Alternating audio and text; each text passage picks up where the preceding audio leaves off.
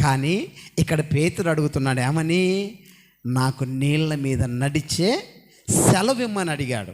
ఇప్పుడు చెప్దామా, పేతురు గారిలో ఉన్న విశ్వాసం గొప్పదా, నా యేసయ్య గొప్పవాడా? నా యేసయ్యే గొప్పవాడు. కొట్టండి, బిగ్గరగా చప్పట్లు కొట్టాలి. హల్లెలూయా. నా యేసయ్య మాట గొప్పదైందానా? పేతురుని ఏం చేసింది? నీళ్ళ మీద నడిపించింది. పేతురు విశ్వాసం కోల్పోయిందానా? అల్ప విశ్వాసం రావటం ద్వారా పేతురు గారు మునిగిపోసాగారు. ఇప్పుడు పేతురు గారిలో ఉండే విశ్వాసం గొప్పదా, నా యేసయ్య గొప్పవాడా? చెప్పండి ఒకసారి బిగ్గరగా. ఎవరు గొప్పవారు? నా యేసయ్య గొప్పవాడు. నా యేసయ్య శక్తిమంతుడు. నా యేసయ్య ఏది అనుకుంటే అది చేయగలిగిన సత్తా ఉన్నవాడు.